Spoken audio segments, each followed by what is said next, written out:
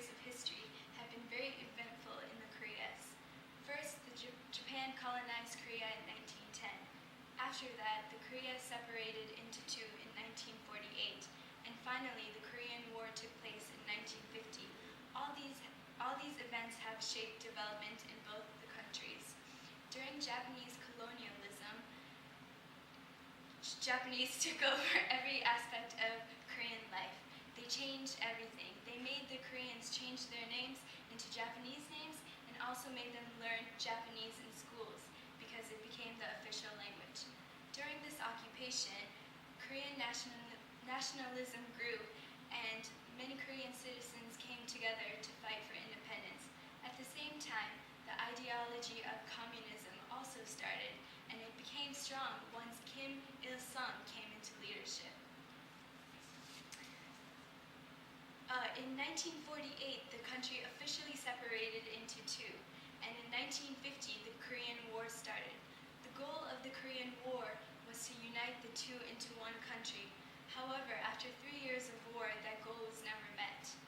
Religion has always played an important role in Korean society. The oldest religions are Confucianism, Shamanism, and Buddhism.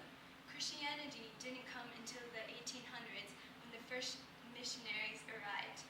Christianity has played an important role in Korean society because it has helped develop them socially. For instance, Christian missionaries helped build institutions like schools, hospitals, and orphanages. They were also very important in the fight for independence. However, Korean society has not always been friendly to Christians, and many of them were killed in the 19th century. In present times, you can see vast differences between North Korea and South Korea. South Korea, a democratic state, is one of the wealthiest in the world, while North Korea, on the other hand, is one of the poorest countries in the world. This communist state relies heavily on foreign aid to help feed its citizens. Many North Korean citizens don't have enough rights, and many of them are poor. It is evident that historical events have played an important role in development in Korea. Though they share similar historical backgrounds, the last 70 years have really shaped how social, economical, and political development has taken place in the countries. In India, the ideology of religion has played a large part in development. Beginning with partition in 1947, there have been tensions between the Muslim and Hindu communities. Hinduism makes up about 80% of all India, with minority populations of Muslims and Christians. Within Hinduism, there are 4 main castes: the priest caste, the warrior caste, the farmer caste, and the artisan caste. Below these are the untouchables, and while untouchability has technically been outlawed by the Indian Constitution, it still plays a large role in the lives of many people. The Dalit community, as they like to be called, generally have lower levels of income, health, and education, and have generally been left out of most development activities. The Indian Constitution lays out a reservation system where they leave jobs open for members of these lower castes. However, most times many people do not have access to these jobs, so the system has not helped them as it should have. One of the main areas in India where ideology of religion has played a large part in development is the northwestern state of Gujarat. Here, the area is ruled by a Hindu nationalist party, which promotes an agenda of Hinduvata, which means they believe that all of India should be a Hindu state ruled by Hindu ideals. This has led to violence against both Muslims and Christians, as well as exclusion of these groups from development activities. In contrast to the state of Gujarat is the state of Kashmir in northern India. As India's only Muslim majority state, it has been the target of much money from the capital and generally has the lowest levels of poverty in the country. Overall, the ideology of religion has played a large part in all areas of Indian life.